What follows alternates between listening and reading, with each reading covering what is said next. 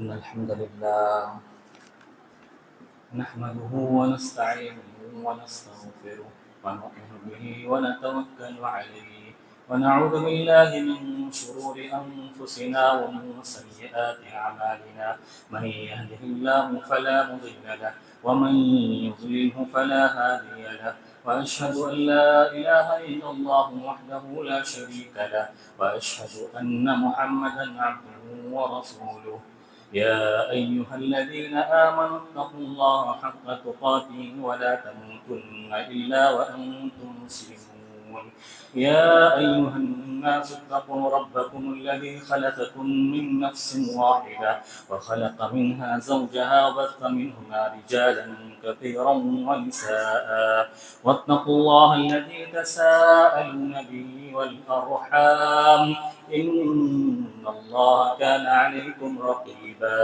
يا أيها الذين آمنوا اتقوا الله وقولوا قولا سديدا يصلح لكم أعمالكم ويغفر لكم ذنوبكم ومن يطع الله ورسوله فقد فاز فوزا عظيما أما بعد فإن خير الحديث كتاب الله وخير الهدي هدي محمد صلى الله عليه وسلم وشر الأمور محدثاتها وكل محدثة بدعة وكل بدعة ضلالة وكل ضلالة في النار.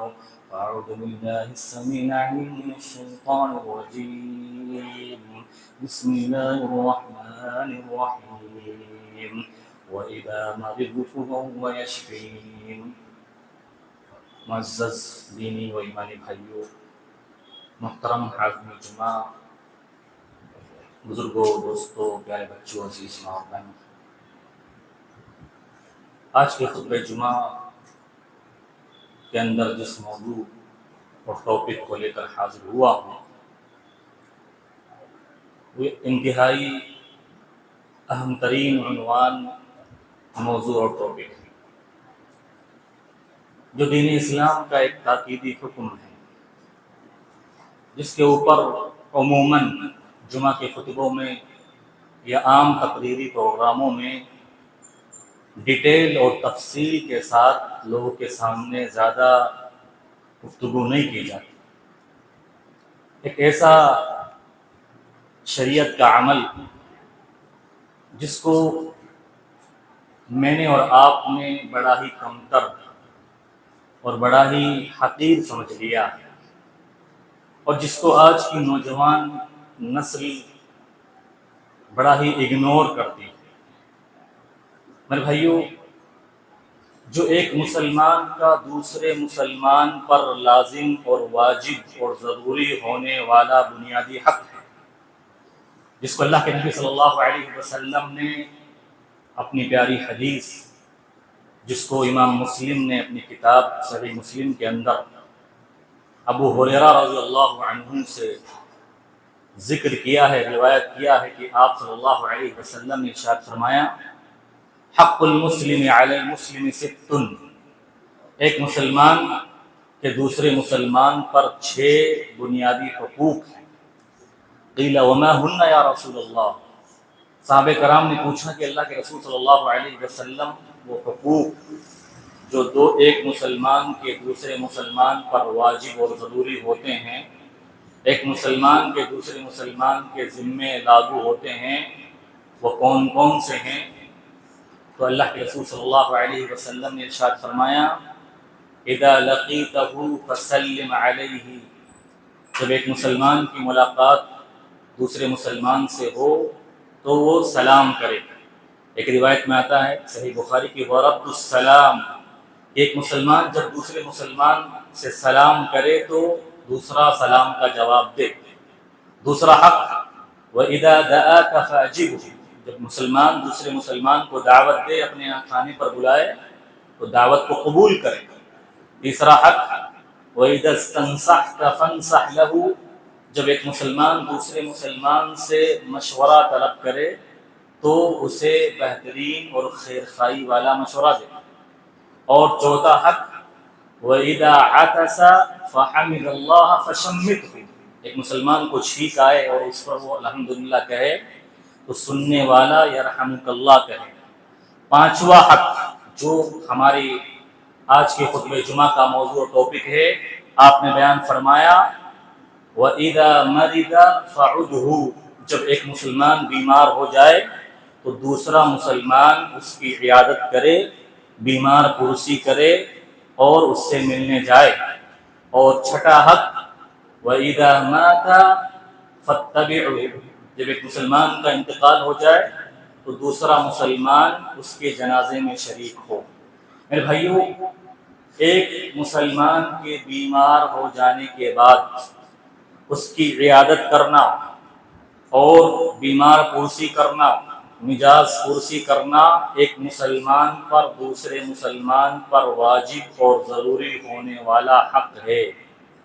ایک مسلمان جب بیمار ہو جائے تو دوسرا مسلمان اس کے پاس جائے، اس کے حالات کو دریافت کرے اور دلاسے کے دو میٹھے بول اس سے بولے، اس کو امید دلائے صحت یابی کی اور اسے صبر کی تلقین کرے، ایک مسلمان کا دوسرے مسلمان پر بنیادی حق ہے۔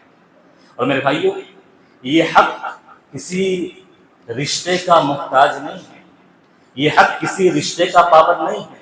ہمارے یہاں جو غلط تصور اور غلط طرز عمل پایا جاتا ہے، ایک تو ہم اس حکم سے، اس واجبی حق میں کوتاہی کرنے والے ہیں، یہ ہماری زندگی میں نہیں پایا جاتا، اور پایا بھی جاتا ہے تھوڑا بہت تو غلط تصور یہ ہے کہ ہم اسی کی بیمار پرسی کرتے ہیں، اسی کی عادت کرتے ہیں جو ہمارا رشتہ دار ہو، جس سے ہمارا خونی رشتہ ہو یا سسرالی رشتہ ہو، خاندانی رشتہ ہو، اسی کی بیمار پرسی کی جاتی ہے۔ جس سے ہمارا رشتہ نہیں ہوتا اس سے کوئی ملنا نہیں چاہتا۔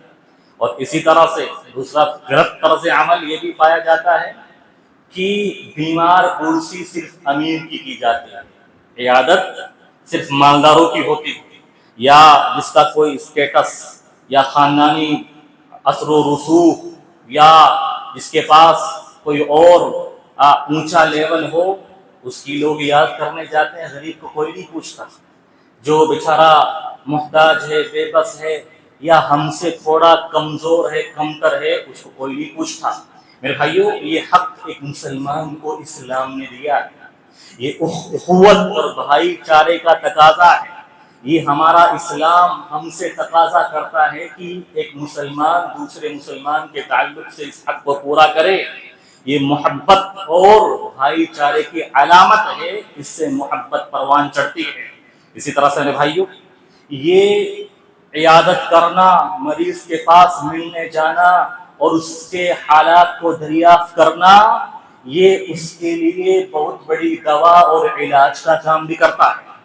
ماہرین، جو نفسیات کے ماہرین اور اسپیشلسٹ ہوتے ہیں، جو سائیکولوجی کے ڈاکٹرز ہوتے ہیں، انہوں نے اس بات کو ثابت کیا ہے کہ اسلام نے اپنے ماننے والے کو ایک بہت ہی بڑا علاج اور دوا دیا ہے کہ اسلام کے اندر مریض کی عیادت، مریض سے ملنا، اس کی بیمار پرسی کرنا ایک حق قرار دیا گیا ہے۔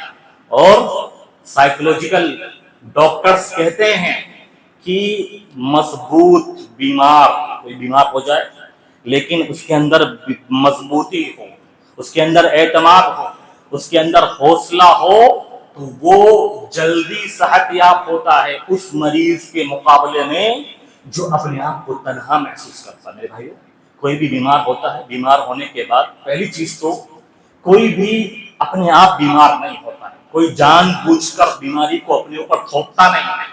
بعض لوگوں کی یہ غلط سوچ بن جاتی ہے، بیمار سے وہ نفرت کرنے لگتے ہیں۔ بھائی، کوئی بیماری زبردستی اپنے اوپر لے کر نہیں آتا ہے۔ کوئی بیمار ہوتا ہے، اس میں اس کا قصور نہیں ہے، بیماری دینے والا اللہ ہے۔ بعض لوگ بیمار ہونے کے بعد بیمار کو حقیر سمجھتے ہیں، بیمار کو کوستے ہیں، اس سے نفرت کرنے لگ جاتے ہیں۔ بھائی، آپ بھی بیمار ہو سکتے ہیں، آپ بھی بیمار ہوں گے تو کیا کریں گے آپ؟ بیماری دینے والا، شفا دینے والا اللہ ہے۔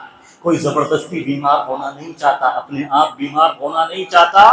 آپ خود اپنے آپ کو اس کی جگہ پر رکھ کر دیکھیں۔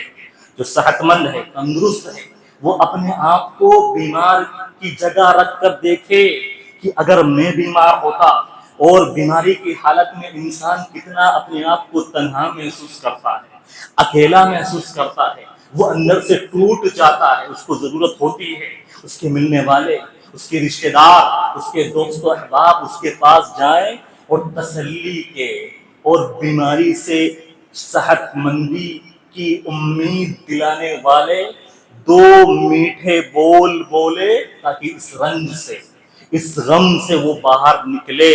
اور جیسا کہ میں نے کہا یہ چیز اس کے لیے صحت مندی کے طور پر علاج اور دوا کی حیثیت سے کام کرتی ہے میرے بھائیوں، اور ہم نے اس کو حقیر سمجھا ہے، بڑا ہی کمتر سمجھا ہے، حالانکہ ہمارے دین اسلام نے اس کے کیا فضائل بیان کیے، کیا اہمیت بیان کی ہے، اور کیا اجر و ثواب بیان کیا ہے، کیا اس کے آداب بیان کیے، ہم اور آپ اس کو نہیں جانتے میرے بھائیوں۔ بیمار کی عیادت کرنا اور اس کی مجاز پرسی کرنا، بیمار پرسی کرنا، کیا ثواب ہے اس کا، کیا فائدہ ہے؟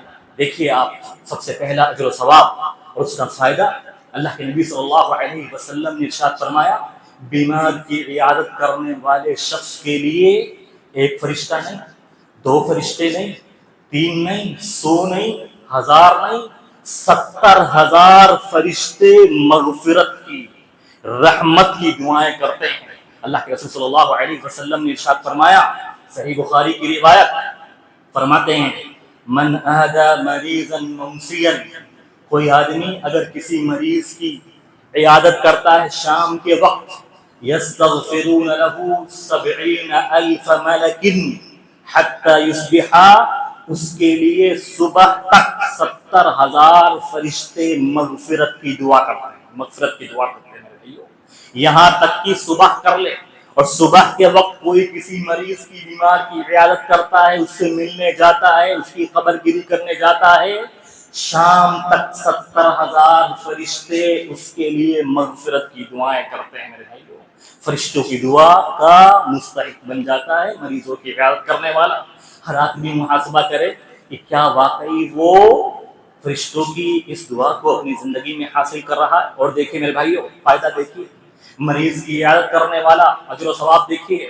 اللہ کے رسول صلی اللہ علیہ وسلم نے ارشاد فرمایا مریض کی عیادت کرنے والا جب اپنے گھر سے نکلتا ہے برابر وہ جنت کے باغ میں ہوتا ہے، جنت کے گارڈن میں ہوتا ہے۔ وہ گھر سے نکلا، راستے میں ہے، ہاسپٹل جا رہا ہے، یا مریض کے روم میں پہنچا، مریض کے گھر پہنچا، برابر وہ جنت کے گارڈن، جنت کے باغ میں ہوتا ہے۔ اللہ کے رسول صلی اللہ علیہ وسلم نے ارشاد فرمایا من آذى مریضا فلم يزل في خرفة الجنہ حتى يرجع، مریض کی عیادت کرنے والا برابر وہ جنت کے گارڈن اور باغ میں ہوتا ہے یہاں تک کہ اپنے گھر واپس لوٹ کر آ جائے۔ کتنی بڑی فضیلت ہے، کتنا بڑا اجر و ثواب ہے، جس کو میں نے اور آپ نے حقیر سمجھا ہے، کمتر سمجھا ہے، اور ہماری زندگی میں یہ عمل نہیں پایا جاتا۔ ذکر سے میرے بھائیو، اللہ کے رسول صلی اللہ علیہ وسلم نے تیسرا فائدہ اور اجر و ثواب کیا بیان فرمایا؟ فرمایا من آذى مریضا، جو اپنے گھر سے کسی مریض کی، کسی بیمار کی عیادت کے لیے، اس کی خبر گیری کے لیے نکلتا ہے، نادى مناد، ایک فرشتہ آسمان میں آواز لگاتا ہے، اور بعض روایت میں آتا ہے اللہ آواز لگاتا ہے، اللہ پکارتا ہے اور کہتا ہے کہ طبقا و طبتا طاب ممشاکا، تو کیا ہی بہترین آدمی ہے، کیا ہی بہترین انسان ہے، اور تیرا چلنا بابرکت ہو، تیرا چلنا مبارک ہو، وَتَبَوَّأْتَ مَنْزِلًا فِي الْجَنَّةِ، تو نے جنت میں اپنے لیے گھر کو بنا لیا۔ مریض کی عادت انسان کے لیے اس بات کی گارنٹی ہو جاتی ہے کہ اللہ تعالیٰ جنت میں اس کے لیے ایک گھر بنا دیتا ہے۔ کہاں ہیں وہ لوگ جو مریض کو کمتر اور گھٹیا اور حقیر سمجھتے ہیں، جو مریض کو یہ سمجھتے ہیں کہ اس کے کرتوتوں کی سزا اس کو مل رہی ہے، اس کے پاپوں کی سزا اس کو مل رہی ہے۔ ہمارا اسلام اس بات سے منع کرتا ہے مجھے کوئی تکلیف پہنچے، مجھے کوئی تکلیف پہنچے اپنے جسم میں بیماری کی شکل میں، مجھے اپنے آپ کو یہ بولنا چاہیے کہ مجھے اللہ سزا دے رہا ہے میری بیماریوں، لیکن سامنے والے کو ہمیشہ یہ سوچنا چاہیے اللہ اس کی آزمائش لے رہا ہے، اس کو آزمانا چاہتا ہے، اس کے ایمان کا امتحان لے رہا ہے، اللہ تعالیٰ اس کے درجات کو بلند کرنا چاہتا ہے، اللہ اس کے گناہوں کو پاک کرنا چاہتا ہے، دنیا میں ہی گناہوں سے پاک کر کے بھیجنا چاہتا ہے۔ لیکن ہم اور آپ حکم لگاتے ہیں کسی بیمار کو دیکھ کر، چاہے وہ کتنا ہی گنہگار کیوں نہ ہو، لیکن مجھے اور آپ کو یہ حق نہیں ہے کہ اس کی بیماری پر اسے طعنہ دے، اس پر کمنٹ اور تبصرے چڑھائیں کہ اس کو جو بیماری آئی ہے یہ اس کے کالے کرتوتوں کا نتیجہ ہے، کسی کو یہ حق نہیں ملتا۔ میرے بھائی اور دیکھیے کیا فائدہ ہے، کیا اجر و ثواب ہے، کیا فضیلت ہے۔ اللہ کے رسول صلی اللہ علیہ وسلم نے بڑی ہی سخت دھمکی دی ہے اس شخص کو جو مریض کی عیادت نہیں کرتا۔ اللہ کے رسول صلی اللہ علیہ وسلم بیان فرماتے ہیں، صحیح بخاری کی روایت اور حدیث قدسی کی، اللہ خود فرماتا ہے کل قیامت کے دن اللہ پوچھے گا اپنے دربار میں، مریض تو فلم تعدنی، اے انسان، اے ابن آدم، میں بیمار ہوا تھا، تو نے میری بیمار پرسی نہیں کی، میری عادت نہیں کی۔ تو انسان کہے گا وَكَيْفَ أَعُودُكَ وَأَنْتَ رَبُّ الْعَالَمِينَ، اے اللہ تو رب العالمین، تو کیسے بیمار ہو سکتا، تجھے بیماری، تو رب العالمین، تیری کیسے بیمار پرسی ہوتی۔ تو اللہ کہے گا کل قیامت کے دن، میرا فلاں بندہ دنیا میں بیمار ہوا تھا، تجھے پتا تھا، لیکن تو اسے ملنے نہیں گیا، اس کی بیمار پرسی نہیں کرنے گیا، اس کے حالات کو دریافت نہیں کیا۔ اگر تو وہاں پر جاتا تو مجھے تو وہاں پر اپنے ساتھ پاتا، یعنی اس عیادت کی وجہ سے میں تجھے بڑے ہی اجر و ثواب سے نوازتا، لیکن تو نے میری عیادت نہیں کی۔ میرے بھائیو، یہ اللہ کے رسول صلی اللہ علیہ وسلم کی طرف سے دھمکی اور وعید ہے ان لوگوں کے لیے جو مریضوں کی بیمار پرسی کرنے کے لیے نہیں جاتے، عیادت کرنے کے لیے نہیں جاتے۔ اور دیکھیے اللہ کے رسول صلی اللہ علیہ وسلم کا معمول تو کیا تھا، آپ کی سنت کیا تھی کہ آپ بیماروں کی بیمار پرسی کرنے کے لیے جاتے تھے، یہاں تک کہ کافروں کی بیمار پرسی کے لیے جاتے تھے۔ اسلام نے اس میں کوئی رکاوٹ نہیں لگائی ہے کہ بیمار آدمی مسلمان ہو تب جانا ہے، اور اگر غیر مسلم ہو، مشرک ہو، تب نہیں جانا ہے۔ اللہ کے رسول صلی اللہ علیہ وسلم مشرکوں کی، کافروں کی بیمار پرسی کے لیے جایا کرتے تھے۔ صحیح بخاری کی روایت، کان غلام یہودی، ایک یہودی غلام، ایک نوجوان جو اللہ کے رسول صلی اللہ علیہ وسلم کی خدمت کرنے کے لیے کبھی کبھی آیا کرتا تھا، بیمار ہو گیا اور بستر مرض یعنی موت کے بستر پر سو گیا، یعنی ایسا بیمار ہوا کہ ایسا لگ رہا تھا کہ اب اس کی زندگی ختم ہونے والی ہے۔ اللہ کے رسول صلی اللہ علیہ وسلم اس کے پاس گئے اور اس کو دلاسا دیا، اس کی ہمت بنائی اور اس سے کہا کہ ایمان لے کر آ جاؤ۔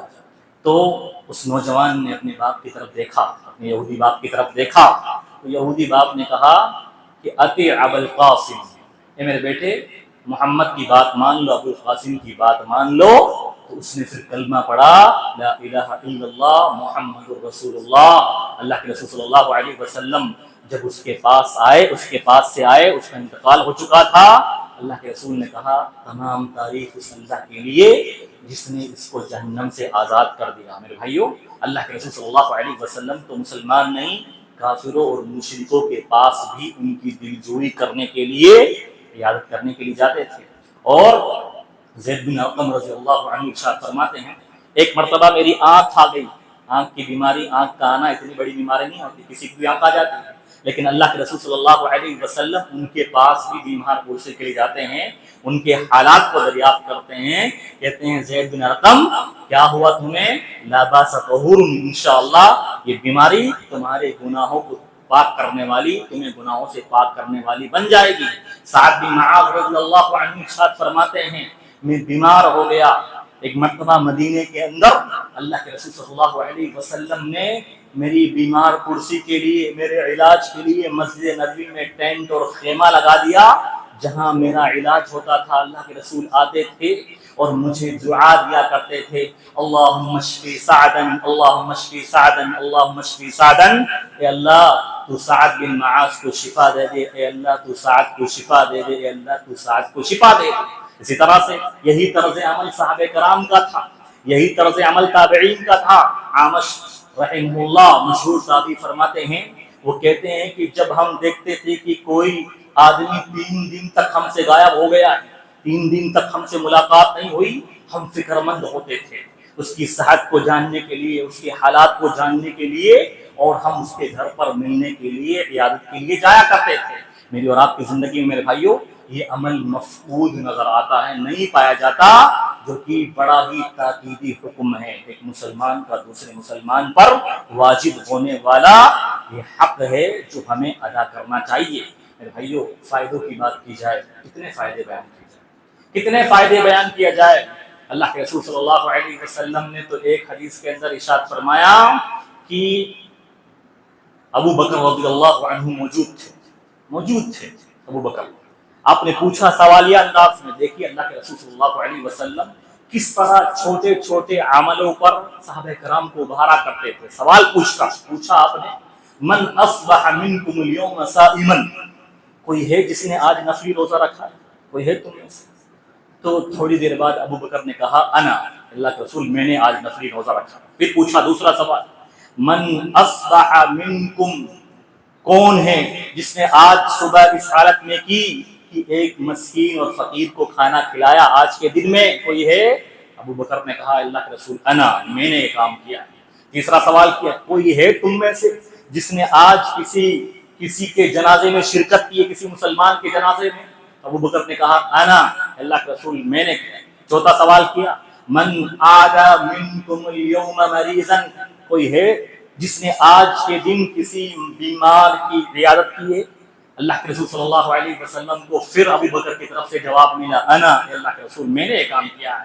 پھر آپ نے فرمایا مجتمعن فی امرئ الا ادخلہ اللہ الجنہ، یہ 4 صفات، 4 خوبیاں جس کے اندر ایک ساتھ جمع ہو گئی، اللہ اس کو جنت میں داخلہ دے گا، جنت میں داخلہ اس کا پکا ہو گیا۔ میرے بھائیو یہ عمل اتنا گھٹیا اور کمتر نہیں ہے، یہ بڑی ہی نیکی کا کام ہے، بڑی ہی نیکی کا کام، بڑا ہی افضل ترین عمل ہے، لیکن ہم لوگ اس عمل کے اجر و ثواب کو نہیں جانتے، اس کی فضیلت کو نہیں جانتے، اور نہ ہی مریض کی عیادت کے آداب کو جانتے ہیں۔ مریض کی عیادت کے آداب بھی ہمارے اسلام نے سکھائے ہیں۔ کسی مریض سے ملنا ہے تو اس کے عیادت کے آداب بھی ہے جن کو ملحوظ رکھنا چاہیے۔ پہلا ادب، کسی بھی مریض سے ملنے کے لیے جائیں تو وقت کا خیال ہونا چاہیے۔ ایسا نہ ہو کہ ہماری وجہ سے مریض کو تکلیف ہو جائے، مریض کے گھر والوں کو تکلیف ہو جائے۔ ہم لوگ کیا کرتے ہیں، اپنے وقت کا خیال رکھتے ہیں، عشاء بعد فری ہوں گے تو عشاء بعد ملنے جائیں گے۔ عشاء بعد ہو سکتا ہے اس مریض کے سونے کا وقت ہو، وہ دوا کھا کے سو رہا ہو، اور آپ جا رہے ہیں اور وہاں پر جا کر اس کو تکلیف پہنچانے کا سبب بن رہے ہیں، یا ہاسپٹل میں ملنے جا رہے ہیں۔ آپ کو پتا ہونا چاہیے کہ کون سا وقت ملنے کا مناسب ہے اور کون سا مناسب نہیں ہے۔ ایسا نہ ہو کہ ہم مریض کے گھر والوں کے لیے پریشانی کا سبب بن جائے۔ بہت سارے لوگ، اللہ کی پناہ، پہلے تو ہمارے یہاں یہ عادت اور یہ صفت نہیں پائی جاتی مریضوں کی یاد کرنے کی، اور بعض لوگوں میں پائی بھی جاتی ہے تو بڑی خرابیاں پائی جاتی ہیں۔ بڑی خرابی یہ مریض کو تکلیف پہنچانا۔ بہت سارے لوگ مریض سے ملنے جاتے ہیں، منہ پورا بھرا ہوا گٹکے تمباکو، اور وہاں پر جا کر بدبو کے بھپکے آ رہے ہیں اس کے جسم سے، اور بیڑی سگریٹ اس کے سامنے پی رہے، پورا روم پورا اس دھوئیں سے برباد ہو چکا ہے۔ مریض کو تکلیف ہو، اس کے گھر والوں کو تکلیف ہو۔ اور بہت سارے بے شرم قسم کے لوگ ایسے ہوتے ہیں جو مریض کے گھر جا کر ہی ان سب چیزوں کا مطالبہ ان گھر والوں سے کرتے ہیں۔ بھائی میرے لیے رجلی گندا منگا لو، میرے لیے 4 ویلز منگا لو، میرے لیے یہ منگا۔ یہ کیا ہے بھائی؟ آپ کا فرض بنتا ہے کہ آپ وہاں لے کر جائیں کچھ، اور آپ وہاں پہ مطالبہ کر رہے ہیں۔ آپ مریض کی عیادت کرنے آئے ہیں یا اس سے مطالبہ کرنے کے لیے؟ بہت سارے مطالبے ایسے کی جاتے ہیں، اور بہت سارے لوگ ایسے بھی ہوتے ہیں، اللہ کی پناہ، اگر ان کی تھوڑی بہت مہمان نوازی نہ کی جائے تو اس کی باتیں بنائی جاتی ہیں، اس کی غیبت کی۔ ہم گئے تھے ملنے کے لیے، چائے تک کا نہیں پوچھا ان لوگوں نے، اور انہوں نے جوس تک کا نہیں پوچھا، ہماری مہمان نوازی نہیں کی۔ بھائی آپ ملنے گئے ہو ان سے، آپ کا فرض بنتا ہے تو آپ خود لے کر جائیں، آپ ان سے کسی چیز کی امید نہ رکھیں، نہ ڈیمانڈ کریں۔ بہت سارے ایسے لوگ ہوتے ہیں۔ اور اسی طرح سے مریض کو تکلیف پہنچائیں۔ بھائی آپ مریض کے پاس جائیں، گئے ہیں ہمت دینے کے لیے، دلاسا دینے کے لیے، اس کی دلجوئی کرنے کے لیے، اس کو صبر کی تلقین کرنے کے لیے، اس کو حوصلہ دینے کے لیے، لیکن آپ جا کر وہاں اس کے فالتو کے سوالات کریں. کسی کو بھائی اٹیک آ گیا ہے، کیوں آ گیا اٹیک؟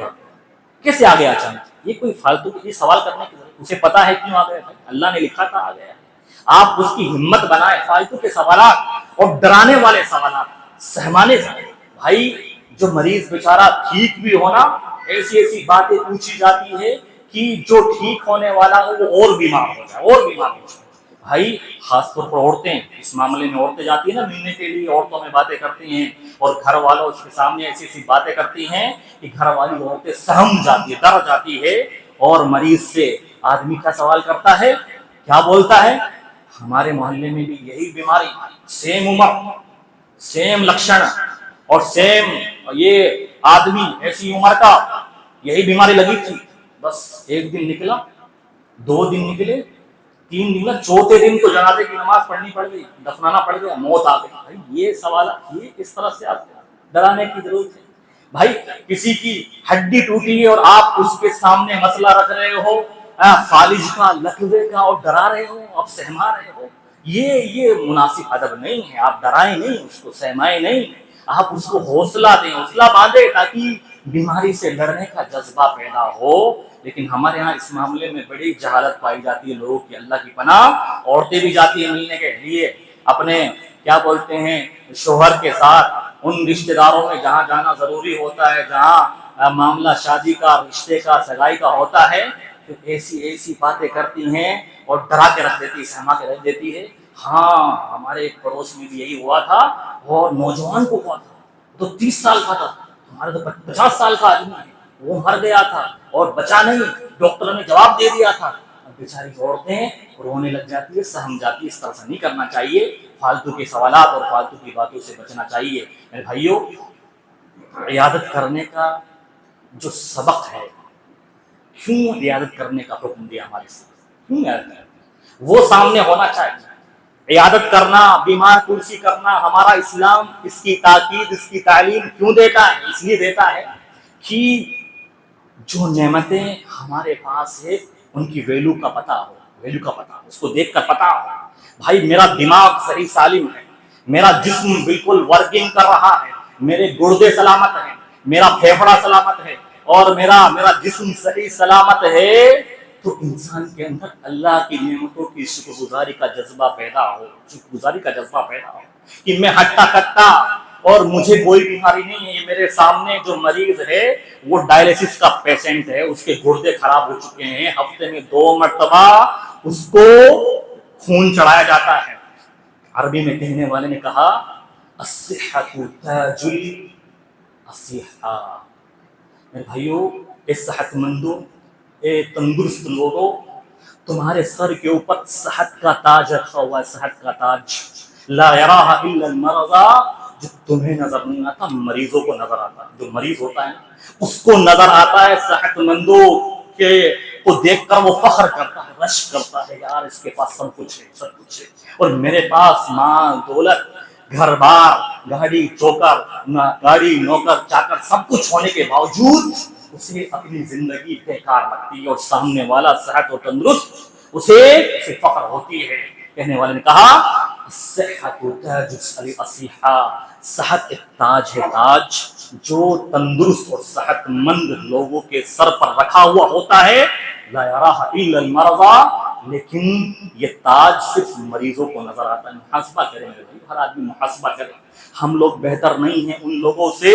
چلے جاؤ آپ، میں بار بار کہتا ہوں، چلے جاؤ آپ لگن شاہ کے ICU میں، چلے جاؤ، آپ دیکھو گے آپ کیسی کیسی لا علاج بیماریوں کے مریض بیٹھے ہوئے. اللہ نے آپ کو تندرستی دی ہے، اس تندرستی کی قدر اور ویلیو کو جانو، اور اللہ نے اس نعمت سے اس کو محروم کر دیا ہے، اس کی قدر کرو، اور اس کی قدر کر کے اللہ کو راضی کرنے والے کاموں میں لگاؤ. میرے بھائیو، اسی طرح سے ادب میں سے، آداب میں سے یہ بھی ہے کہ مریض کے پاس جا کر ایسے ہی جانے والے جاتے گئے ہیں، جانے کا مقصد یہ ہونا چاہیے کہ اس کو دعا دے. اللہ کے رسول نے دعا بھی کی، لیکن جانے والے کیا ہے، اپنی اسٹوری سنانا کرتے ہیں. بھائی اس کے حالات دریافت کرو، آپ اپنی اسٹوری مت سناؤ، اپنے گلے شکوے، میرے پاس کاروبار نہیں ہے اور پریشان ہوں، یہ ہوں وہ ہوں۔ بھائی آپ کے پاس جو جسم ہے وہ لاکھوں کروڑوں کا ہے، وہ انمول ہے، ان سے بھی آپ نہیں خرید سکتے۔ آپ کے پاس سب کچھ، اب دنیا کے مالدار ترین انسان ہو، اس کے سامنے اپنی اسٹوری، اپنی پریشانی کے رونا مت رو۔ آپ کے پاس سب کچھ، دنیا کے سب سے مالدار ترین انسان ہے، آپ اس کے لیے دعا کرو۔ اللہ کے رسول صلی اللہ علیہ وسلم نے ارشاد فرمایا، کوئی کسی مریض کی عیادت کے لیے جاتا ہے اور مریض کے سر پر ہاتھ رکھ کر یہ 7 مرتبہ دعا پڑھتا ہے، اسأل اللہ العظیم رب العرش العظیم ان یشفیک، میں سوال کرتا ہوں اس اللہ سے جو عرش عظیم کا مالک ہے کہ وہ تجھے شفا دے۔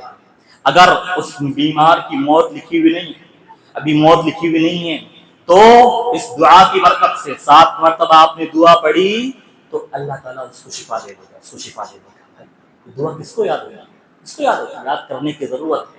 اور اگر چلو یاد نہیں بھی ہے تو اپنی زبان میں تو دعا دے سکتے ہیں، اپنی دعا سے آپ اس کو دعا دو، لا باس طہور انشاءاللہ، گھبرانے کی ضرورت نہیں ہے، پریشان مت ہو، آپ ٹھیک ہو جاؤ گے، گناہوں سے پاک ہو جاؤ گے۔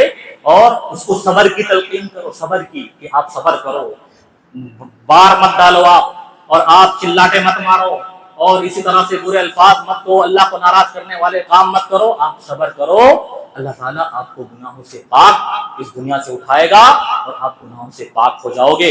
اور بیماری کی فضیلت بتاؤ کہ بھائی بیماری کی بھی بہت بڑی فضیلت ہے، بیماری کی بڑی فضیلت ہے۔ اللہ تعالیٰ فرماتا ہے، کوئی جس کو میں بیمار کرتا ہوں میرے بندے میں سے، پھر بھی وہ میری تعریف کرتا ہے، میری تعریف کرتا ہے، تو میں اس کو گناہوں سے ایسے پاک کر دیتا ہوں جیسے انسان ماں کے پیٹ سے پیدا ہوتا ہے تب گناہوں سے پاک ہوا ہوتا ہے۔ تو یہ آداب ہیں، یہ طریقے ہیں جو ہمیں ملحوظ خاطر رکھنا چاہیے اور اس کے مطابق مریض کی یاد کرنی چاہیے۔